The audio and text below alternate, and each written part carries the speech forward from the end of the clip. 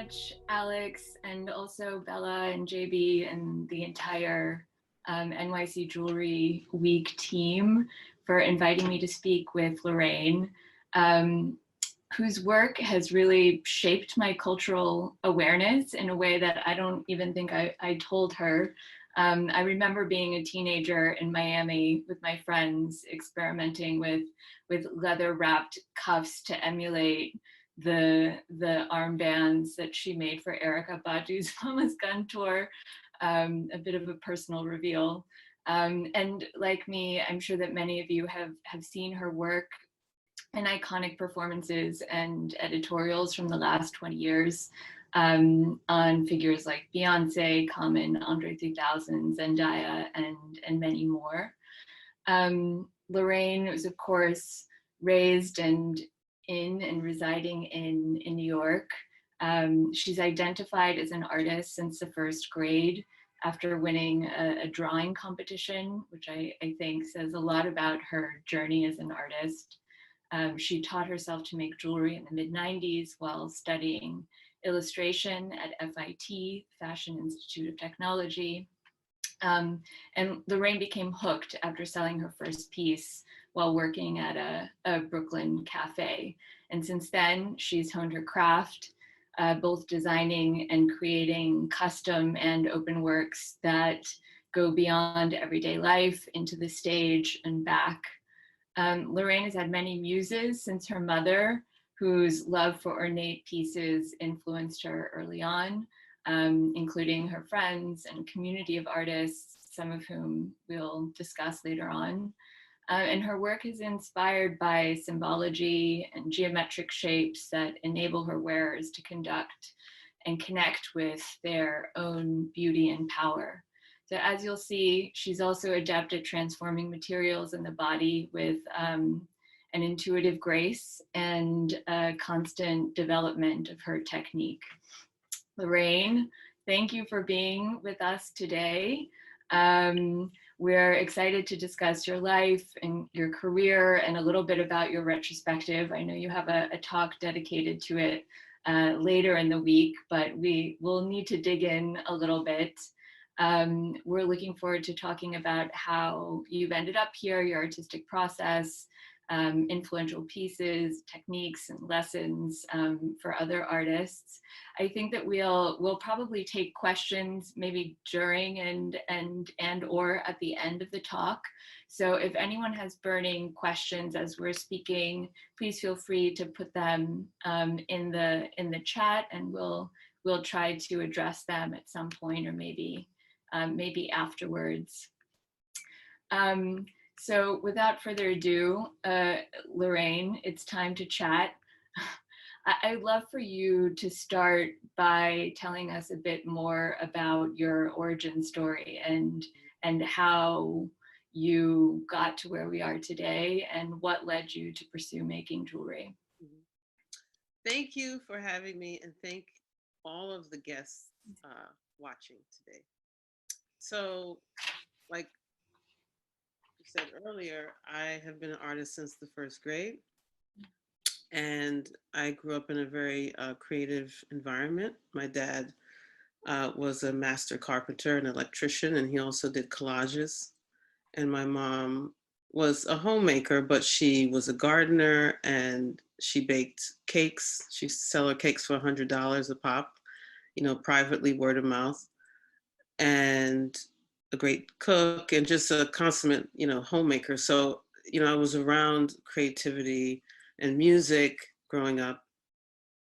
As a child, I loved to watch music videos and film and television, loved pop culture and fashion magazines. So those things kind of helped inform me about fashion. And then fast forward, I was always committed to drawing and painting and sculpture, different types of creative mediums. And when I got to high school, I applied to FIT, a few other schools, but FIT, gave me a chance, which was one of the greatest things that could have happened to me because it introduced me to New York City life in the mid to late 90s.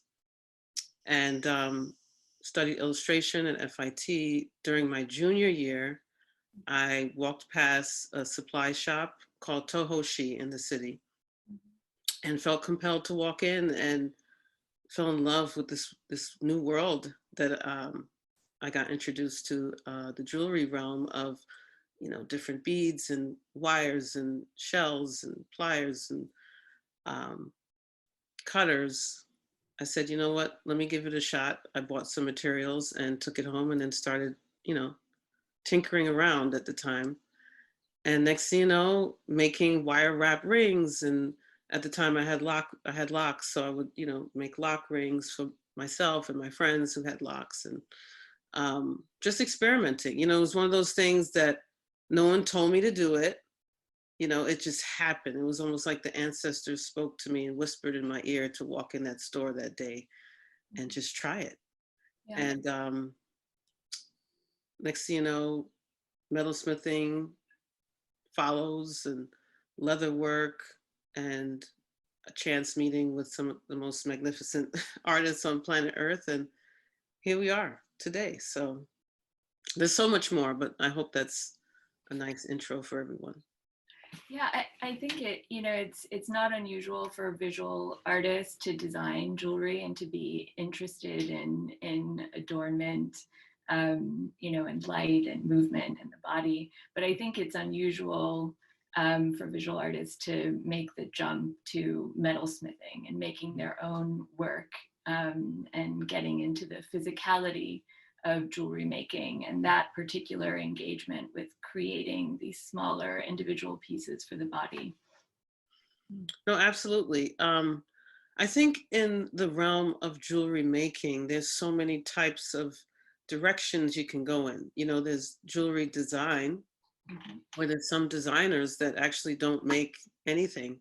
They just come up with the concept and sketch, a final rendering. And then that rendering is given to a bench jeweler to create. So for me, I'm doing a little bit of everything.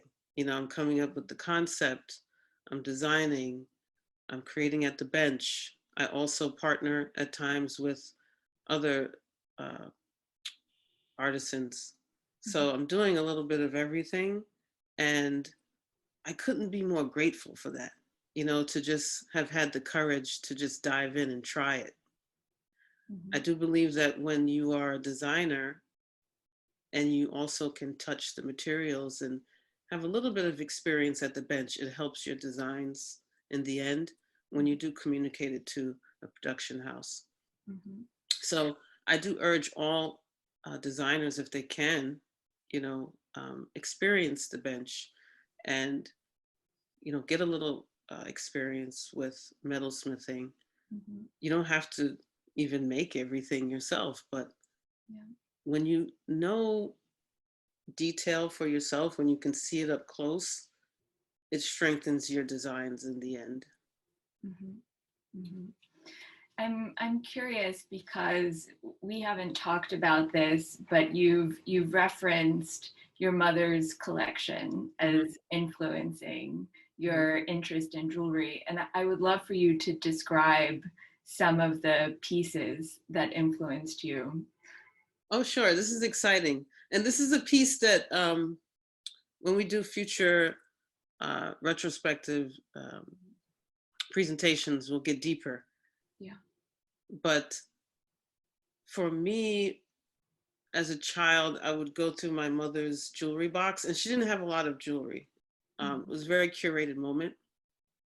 But I'd go to her jewelry box on her dresser. She had one of those like glass trays with the brass framing. I don't know if anybody knows those. And, vintage perfume bottles and vintage perfume. Sometimes she wouldn't even use the perfume. It's just like perfume from 1970. But it was a cool box, a cool container that it was in, packaging rather. And I'd go through her jewelry box, and I'd always be enamored by two pieces in particular. It was a wide wedding band, half round wire, engraved this wonderful whimsical pattern, just like kind of wavy, almost looked like you know, if you were blowing into the wind and a line drawing appeared. That's what it looked like to me. Yeah. And sterling silver, and then a spoon, ring and bracelet Mhm. that had a relief flower pattern. And those two rings I was so enamored by, and I'd always just like look at it and try it on. And when I turned 14, she gave me those rings. So I was wearing like these like fabulous sterling silver rings to junior high school, you know. Yeah. And I think it was sometime in high school, one day I lost those rings. And I don't really lose things, period. So when I lost the rings, I was so devastated. And I suppose maybe that stayed with me. Yeah. And later on, it got activated by walking past the Tohoshi, you know. Um, so when I got into jewelry, I said, I want to make things that remind me of my mother's pieces that people can pass down to their loved ones, and they get enamored by it, and, you know, keep that legacy going. So those are the two like really important pieces that actually help inform the future, because now I actually do wedding and engagement bands, and also, you know, wide bands, cigar bands. Yeah. So a third piece, if you don't mind, is my father's Gemini pendant. And I used to wear this pendant in high school. I always loved astrology, and also that pendant has informed future work of mine for my astrological glyph cuff bracelets. So those three pieces were very important. I love it. Thank you for sharing those. I've been so curious. I'm like, well, You're what are welcome. these pieces like? Mhm. Um, and it's true, you know, the jewelry that's passed down to us, or that we covet, or um, you know, admire, is something that, you know, has symbolism beyond its immediate form and can stay with us, you know, even if it disappears. Sometimes even more so if it disappears. Mhm. And you talked about the courage and summoning the courage to do your own thing, and also break out of a path that you've been going down to try something new. And Mhm. I'm curious to know more about the community around you that supported that. You know, the community of jewelry makers, and then maybe a broader community of artists who you eventually connected with, and you know, encouraged your work. Mhm. That's a good question. Well, honestly, the community of jewelers is really happening now, you know, through NYC Jewelry Week, like becoming a part of NYC Jewelry Weeks. Here we are in 2019. I Mhm. really got to connect with so many amazing jewelers of all, you know, all walks of life. And that's been a true gift for me.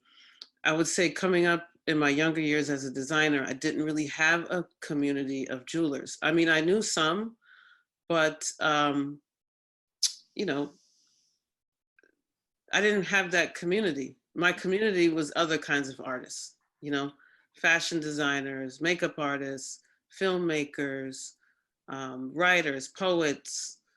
There's so many different types of artists, painters that influenced me, and I influenced them. And sometimes we'd collaborate and create things and bring forth, you know, some amazing work, you know, editorial work. You'll see some of it in the retro. Um, so yeah, I mean, it really shaped my designs. Maybe it's a blessing in a sense that I was connected with the artists and the musicians and not in a jewelry community yet, because I feel like I'm of more use now to my jewelry community because I have a history and I can share Mhm. um, my lessons and things that I know. Like, I'm open to share. People reach out, they DM, they email, they text, you know, whatever I could share that's going to help another designer grow, I'm willing to do that. Mhm. So it's all divine time. Yeah. Do you feel that it has been harder to break into jewelry communities than other creative fields?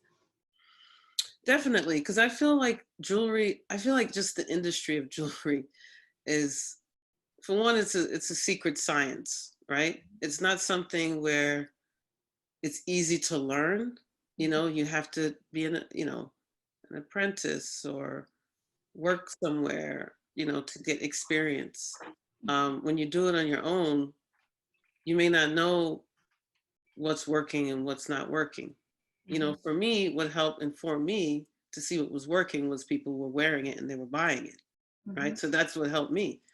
But there's some people that have incredible work that maybe they don't know how to sell it.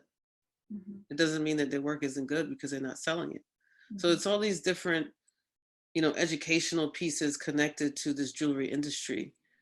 And, when I started, it was still analog time. I wasn't even really on email that much yet. So for me, it was word of mouth. It was going to parties, going to events, putting the jewelry on my friends. People would see it on them. They'd spread the word, working with these fantastic artists. So those were the things that helped me personally. I mean, everyone's journey is different. So when people ask, how do you get to where you are? It's like, I can tell you my story, but you have to look at your own and look at your own journey and say,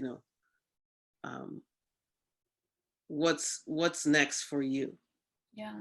Well, that's interesting. I mean, you found your own audience for your work, right? Like you constructed for yourself the space within which you could thrive, right? Which is something that not everyone has the courage to do, and which I think is really admirable and great advice also for anyone who is trying to break into a field that may be really diffuse. And it's true, like through NYC Jewelry Week, we've also started to understand, I think people inside jewelry understand this, but maybe not outside, how distinct all of the different pockets are, right? The silos are within jewelry, some of which you described before. And so I wonder, when you're creating this own space for yourself and charting your own path, how you set up your studio. And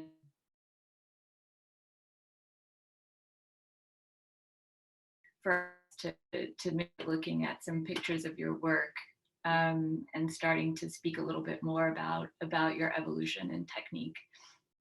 Okay, the screen froze a little bit, but I think I can get the question. Okay.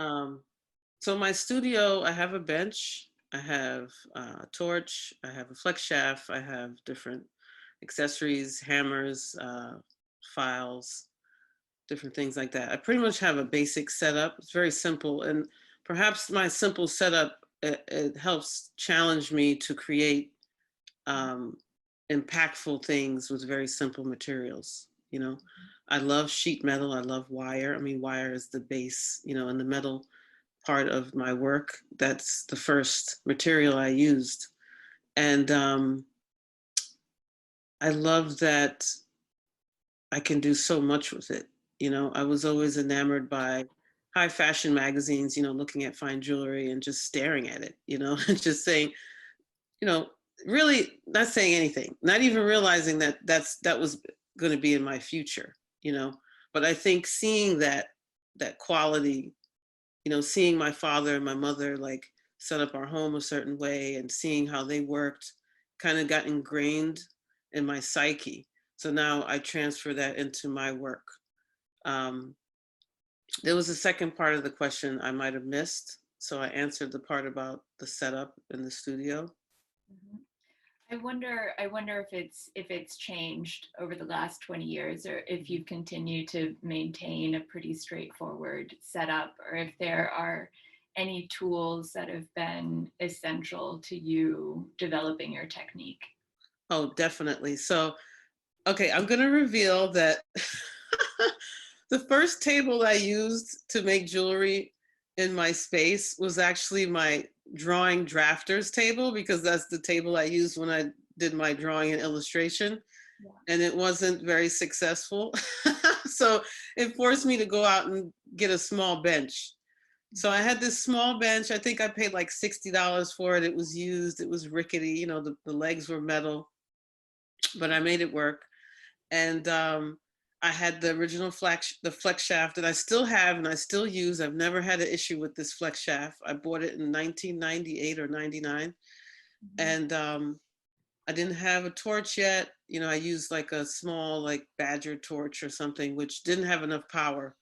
So I kind of put that aside for a bit and started working on like the wax, you know, carving and getting things casted. But I learned how to clean really well by using the flex shaft. And then I would say by, let's see, early 2000s, by like 2002, 2003, I invested in a buffer machine. And that really changed the game because for me, I have the bench, I have the flex shaft, I have the saws, you know, I have the files, all that. So I can cut, I can pierce and drill and cut out pieces, right? So I was able to create a lot of the cutout cuffs that I've done that are still actually popular and I personally love with those very simple tools and materials. But having the buffer machine, I could polish these pieces. So I can start from beginning to end. So starting with the sketch, then the pattern, then, you know, transferring it to the actual piece of metal, and then the cleanup. So the cleanup is everything, you know, that's the final finishing, whether you want it to look organic and naivete, or you want it to have, you know, a high polished finish, like you have to understand how to use the tools and equipment to achieve your goal. Mm-hmm. And what kind of atmosphere do you set for yourself in your studio? Do you listen to music? Are you next to a window? Do you need natural light? Like, what do you like around you to make the work? Yeah, I've been very fortunate that every place I've ever worked in has a great natural light. So right now where I work, I'm in the middle of two big windows. Mm-hmm. And I find that that's the best light because sometimes artificial light, you don't get to see the difference between the solder and the actual metal. Because when you're soldering different materials, sometimes the solder isn't exactly the same color as the metal. So when you have to clean joints, the natural light, I can see it. I could take my loop and take a look and see the difference as opposed to like working at night. So I don't like to do final sanding and finishing at night. I have to do that during the day, but certain pieces I can polish at the buffer at night. If it's a bangle, a simple bangle, or a simple ring, I can do that. But anything that has a joint, I really need that daylight to see, to make sure that it's refined where it needs to be refined. I think it would be nice to maybe start looking at some of your pieces and talking through some of your work. TK, would you mind sharing the screen so we can see? So TK is Lorraine West Jewelry's chief operating officer and the co-producer of Glimpse. And she's here today to work with the slides.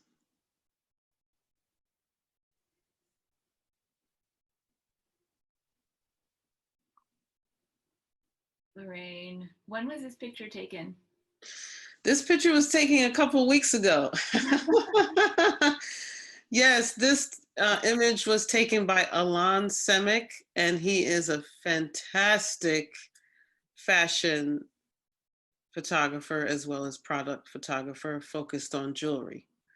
I just want to say this to all the aspiring jewelers. One of the most important things to communicate is your photography. And whether you work on taking the images yourself, please take classes so you can strengthen your skills, or invest the money in the best within your budget. So that's exactly what I did for this retrospective. I invested in Alon because he is extremely professional and gifted, and he was able to communicate the vision very easily. So this is one of 10 images that that Alon worked on. And also in the whole branding part of it, in years prior, I would just take one image. You know, I'd get one image done and I'd use that image across everything.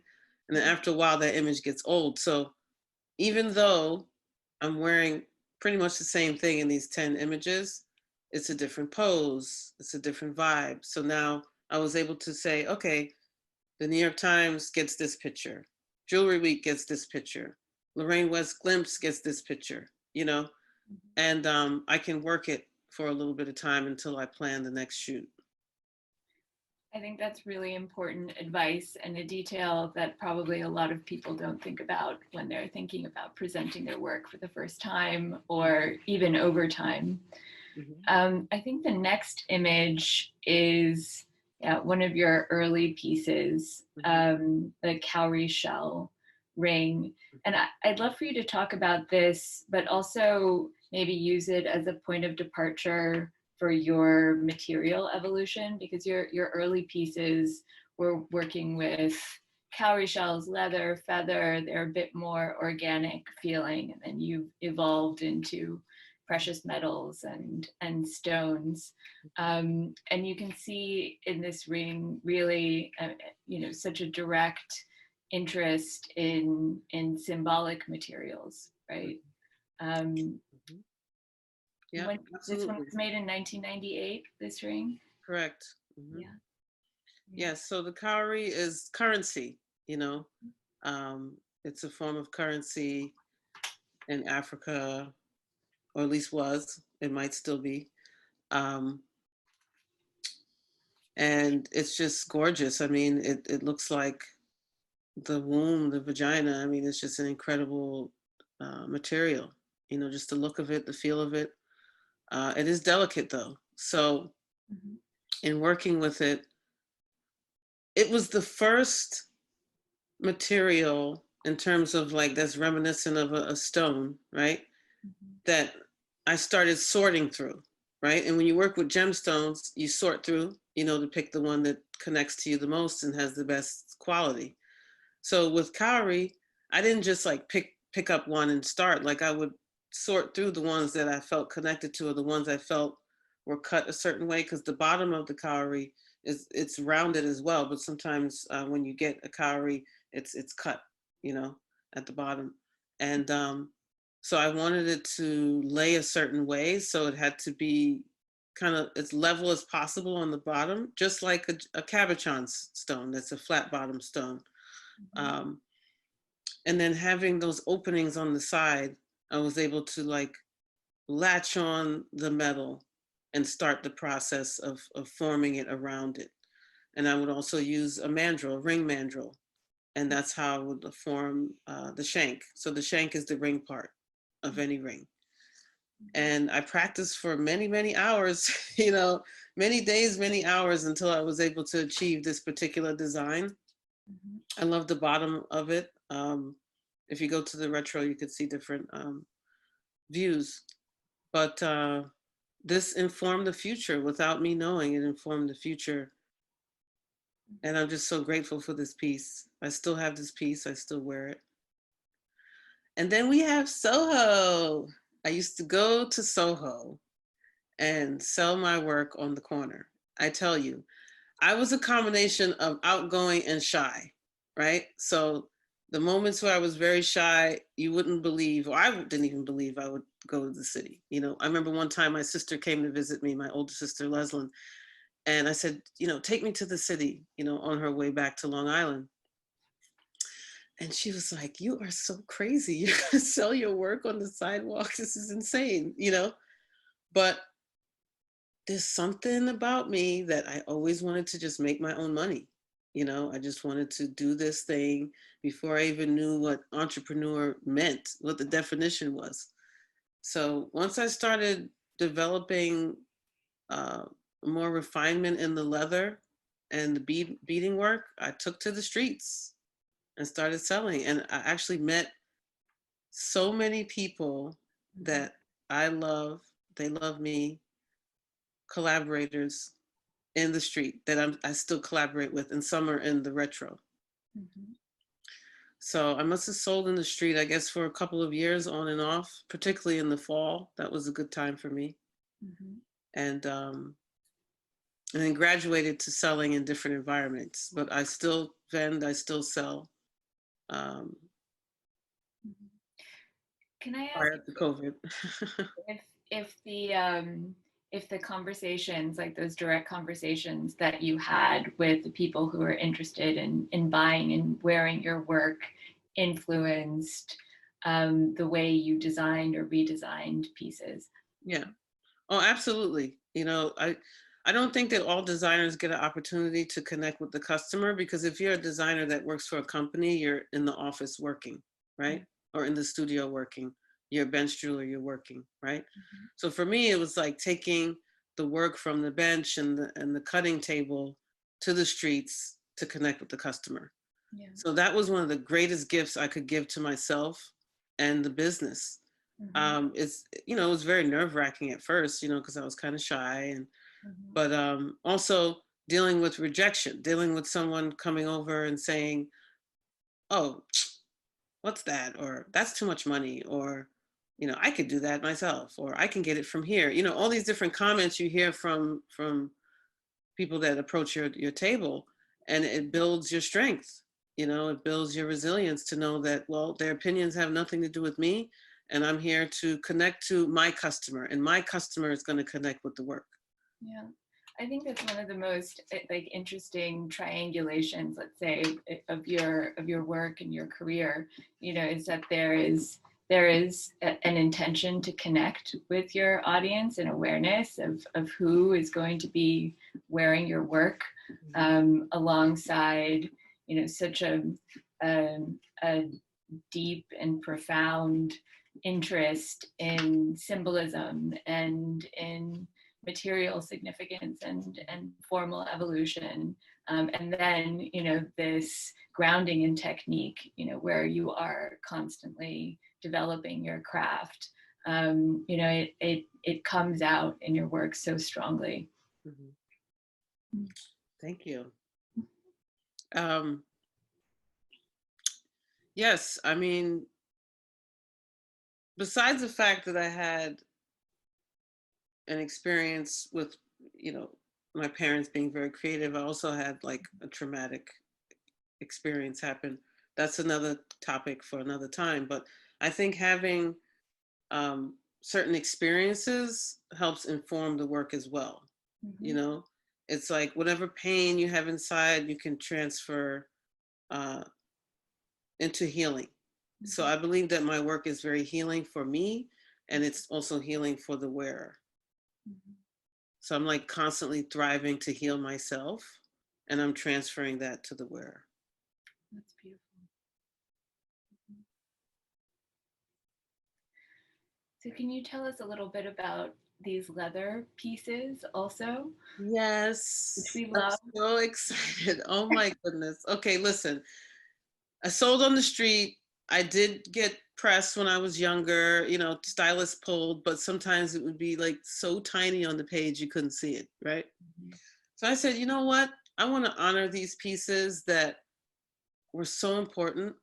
Mhm. And I sold so many of these pieces, especially the leather earrings. I want to tell a story. So the story is really about um, myself with two of my very dear friends. They're like sisters. And we lived together. We were roommates for 8 years. We went to college together. We used to do shoots together. They're in the retro, Ashaka Givens and Rebecca Casciano. And without me knowing, I subconsciously chose three models, one white, one fair skinned black girl, and one brown skinned black girl. Mhm. And these three girls represent us. Like we were in the city, we threw parties, we did sample sales, we dressed, you know, celebrities, um, Rebecca, a makeup artist, myself, a jeweler and painter, and Ashaka, a fashion designer. So this represents us. So it just tells the story. It's almost like a documentary, you know, um, of us. And the people that know us, when they see it, they may connect to that. Um, Also, it informs my love for, you know, 70s, 80s, 90s fashion, my love for color, and having just impactful pieces, you know, stand out. So even though the jewelry, uh, you know, it's a big image, you still can feel and see the jewelry well, and also the styling. Another key for success in editorial is the styling. It's the whole team, right? The whole entire team. It has to have the great clothes, the great accessories, the great hair, the great makeup, the great photographer. So Stephan Pompey shot this with his team of stylists and hairstylists, makeup, and in his studio. So I got to shoot pieces that are 20 years old with a new team of 20-something-year-olds. That was like one of the most special moments in doing this retro. And the love of editorial and just wanting to take it in my own hands and tell my own story, because you pass off the pieces to, you know, the stylists and the photographers and editorial directors of a magazine or somewhere else, and you don't know what you're going to get. So I knew exactly what I wanted. I was able to be on set and, you know, just straighten the earring and look over the makeup, look over the hair, look over the wardrobe with the stylist, Olivia. And I got exactly what I wanted. So I think it's important that people know what they want and thrive to get it, no matter what, right? Even if you have to go in a different direction with your team, you deserve it. And sometimes you have to fight for that. Yeah. I mean, that comes out so, and we should probably drop a link to your retrospective in the chat, just so, not that we want to take anyone's attention away, but just so that everyone can make sure to visit it. But your ability to tell a story comes through so strongly, like just in the design of the retrospective, right? Where we understand like your journey, your history, you as a child, but then also the people along the way who have been there with you and inspired you, your muses, your influences. And it's really such a compelling and delightful way to discover the work or to learn about the dimensionality of the work of an artist. So I mean, as you know, all day yesterday on the site. And I think it also sets a tone for how other artists might present their own work, you know, through digital means, through virtual platforms. Like it's really an invitation to say you should shape your narrative, you know, and bring the people who've worked with you and who help shape that along for the ride and give them space also, which I think is so incredibly generous and speaks to your spirit of generosity. Oh, thank you for saying that. I appreciate it. I mean, I've always had this connection to, you know, other humans. And which is a much better way to say it. Yeah, I mean, I feel like it's important to give people their credit too. I know what it's like to not get credit, you know, for years to not get credit. And I also feel like in the jewelry realm, if your work is going to be an editorial and you can't see it and you're not credited, then don't use it. What's the point? You know, so I'm taking matters into my own hands now, you know. So this is the leathers, the soft leathers. I actually have these in front of me, right? Nice. So basically this piece is actually a circle.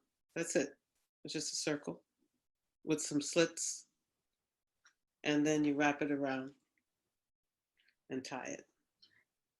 That's gorgeous. So that's how that works. Also, Lorraine. Yeah. I'm sorry? Can everyone see Lorraine also? Okay. She has physical pieces. I just want to call everyone's attention to your video too. Yeah, I'll see if I can put it on quickly. I know time is going fast, but. And so with the leather pieces, you were really starting to experiment with structure. Absolutely, structure, geometry, pattern making. You know, so pattern making really became a thing for me. And then you just tie it. And also like a bit of sensuality, you know, it's very sensual doing this, you know, you have to figure it out. Some people, they may have someone help them put it on, but I think it's important for someone to put it on and take their time. And, you know, we live in such a fast-paced world that they can get intimate with their jewelry. Yeah, there's a bit of a ritual to the wrapping and to the feel of the leather, the tactility. Oh, definitely. Yeah. This is actually shoe leather. Yeah, so this is the same, gauge of leather that's used to create shoes. So it has a bit of a hardness, but a softness at the same time and a delicacy. This particular piece is actually 20 years old. Like, I preserved this piece. So all these pieces that were shoot were preserved and taken out of the archives to shoot. This piece in particular is really great because it has that tip at the bottom, that geometric arrow. Gorgeous. Which actually shows up in future work as well.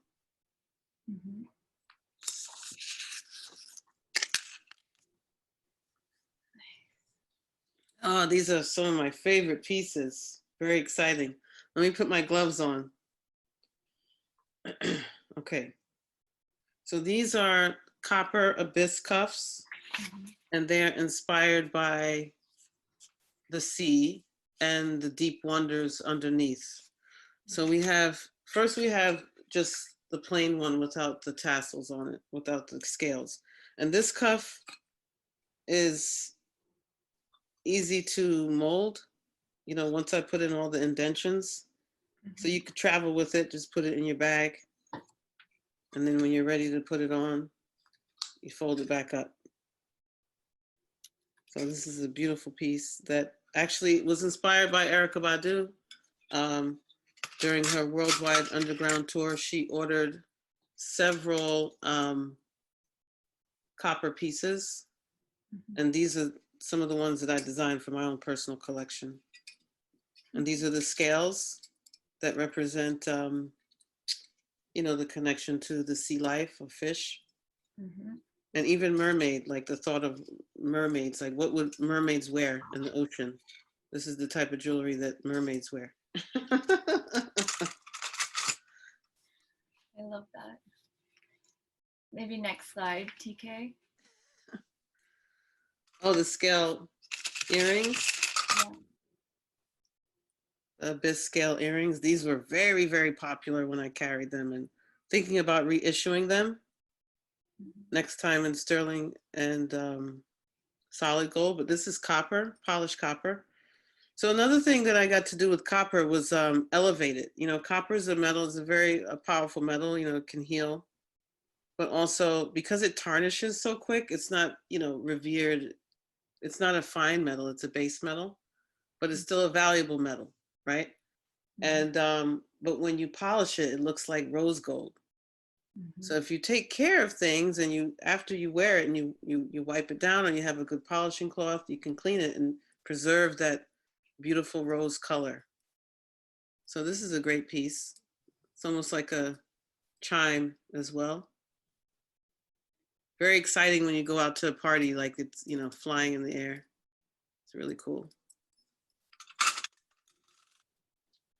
And then we have the Fawahodi cuff.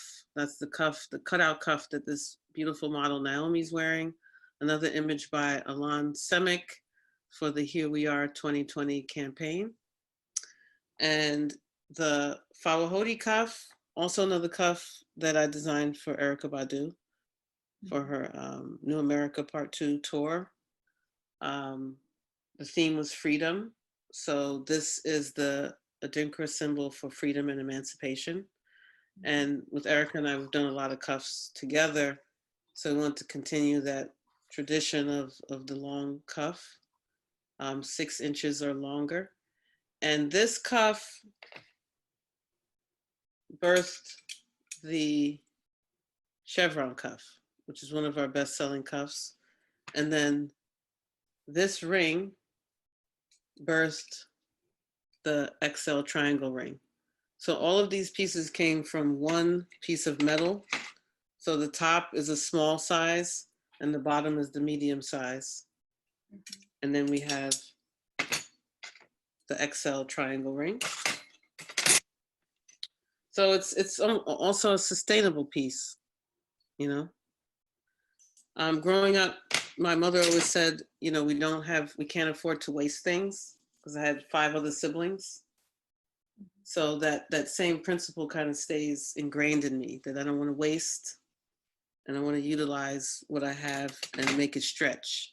So that's what that design tells the story of. We have the As Above film, where I came up with the halo rings. And this was inspired by this character that Life Silva plays called the Higher Self, and wanted to create something that represented illumination and timelessness. So that's how I came up with the halo ring. And it was something that just came to me overnight, you know, reading the treatment, working with the stylist, working with the director, just listening to the story behind As Above. And it just came, you know. So I actually created all the jewelry for that film in 3 days. And then we have the headpiece that was also worn in the film. Incredible. And this is actually all cold connection, except for the back, that there's a hook there for the band that you can tie around to put it in the hair. Mm-hmm. But this is it. I mean, how did you end up designing for the stage and for film and performers? Is that something that you sought out, or do you think that it found you? I definitely think it found me. If I would have told my younger self that this, if I could go back in time, right, a time machine, and tell my younger self all this stuff was going to happen, I would say, no way, right? It came to me, yeah. And I think committing yourself to something and kind of like letting go of the outcome helps you kind of stay focused in it, that these magical things can come, you know, and appear.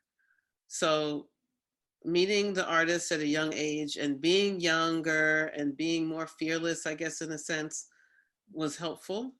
And doing this retro is kind of like reigniting that energy in me, you know, after 20 years of all the different experiences, the ups and downs, you can get tarnished, right? Mm-hmm. So I feel fully polished in this this time. And I'll say this, I think my connection to music and my love of music is what brought me to these artists, you know, because everything you think is going to come to you, you know. Mm-hmm. So that's how it manifested. Well, then we have Zendaya. Go ahead. Shared passion is important. Mm-hmm. I remember when we first started speaking, we talked about Willie Smith, mm-hmm. and his collaborations with artists and his interest in also, you know, breaking down the boundaries between everyday life and performance of the stage or museums, or, you know, a sort of inaccessible idea of art, that art is in everyday life. And you know, what he was trying to accomplish, and also what you were doing is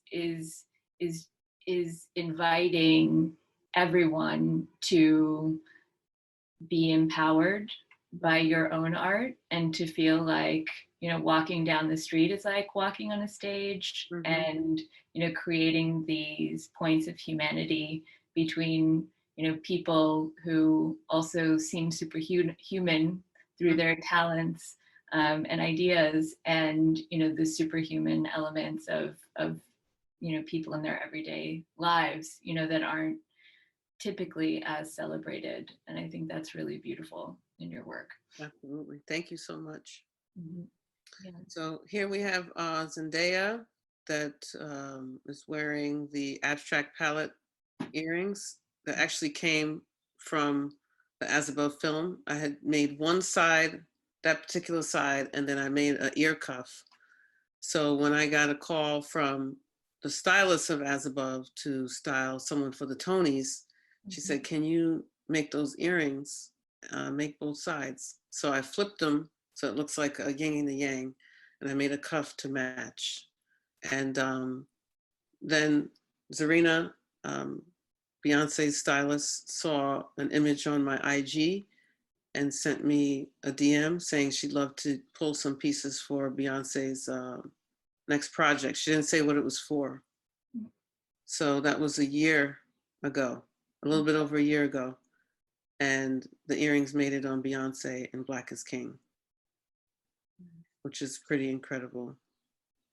Well, it's also incredible that you know, have done such an incredible job of archiving your work and preserving your work over your career. I would love for people to start maybe sharing some questions, because I also see one in the chat that's related to that. And I think it's important to talk about archiving and preserving your work, even for young artists. How did you have the foresight to do that? And what is your technique for preserving things? Well, I learned it from my mom because she keeps things.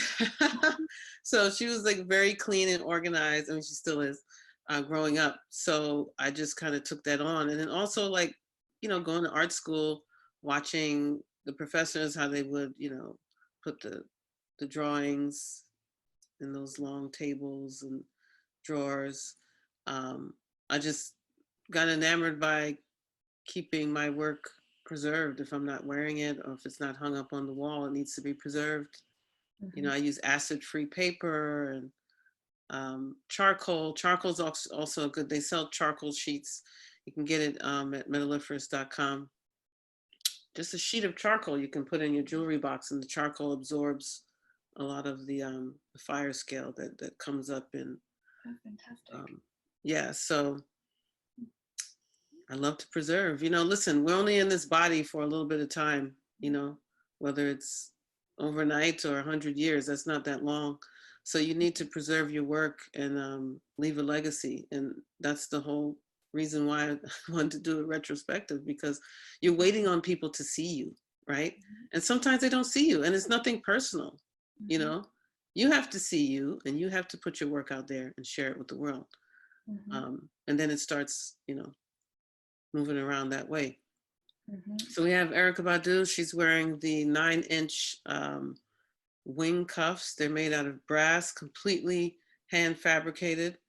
It actually flat, it looks like a wing. So I did some research on bird wings just to see what it would take to create a pattern. And each feather is, you know, cut by hand and filed, and then there were 3 panels that were soldered, and then the 3 panels were tacked together.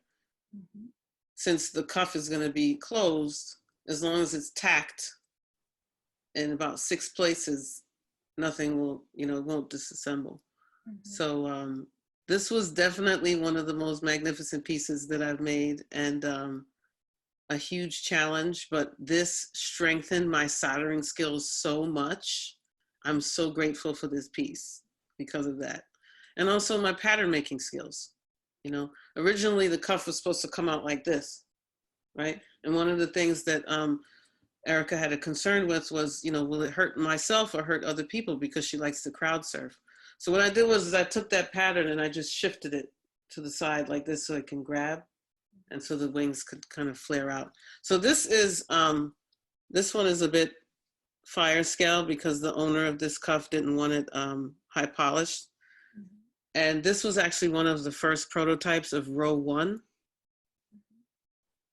So you can kind of get a look and see.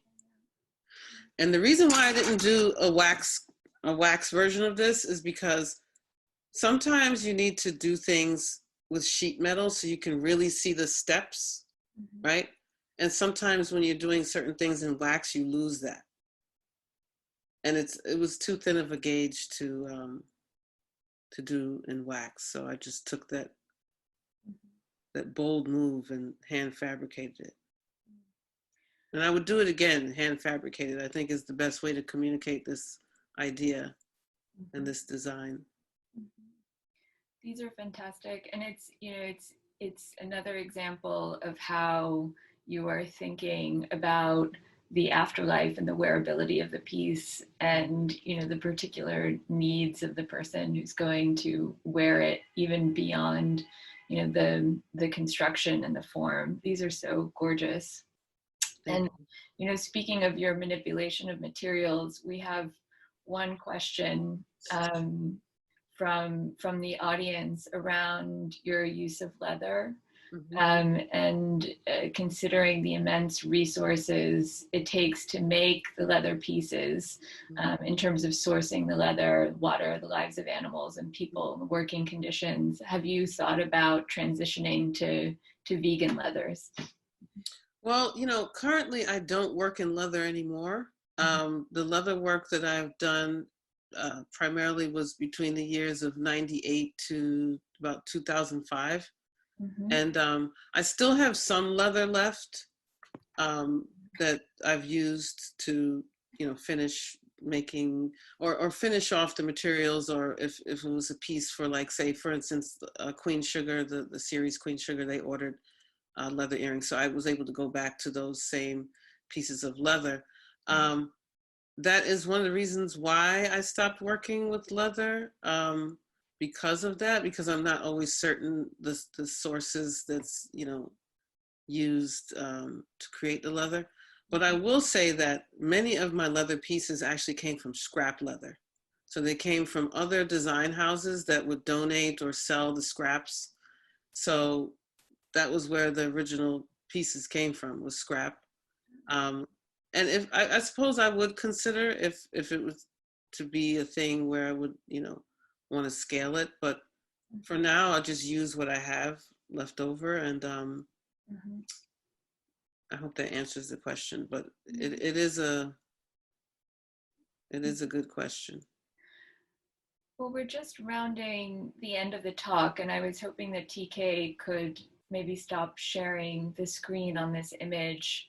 You know, I'd planned to ask you a lot about your advice for artists, but you've woven that into everything you've discussed for the last hour. And I think you've just been a treasure trove of information and insight into, you know, what it takes to you know, manage and develop your career in a way that is intuitive and strategic. And, you know, there's so much to learn from how you've persevered for the last 20 years. And I think everyone is grateful for you sharing that. I would love to end by asking you the question of what's next? What do you want to manifest? What can we expect from Lorraine West? Because we're all looking forward to it already, whatever it's going to be. Yes. Well, I've manifested a new fine jewelry collection that's launched with Greenwich Street Jewelers, and that was a dream come true. It is the doorway now to the future of fine jewelry with Lorraine West, and I can't wait. I want to expand my bridal collection. I want to offer ready-to-wear selections. I want to get into the home decor.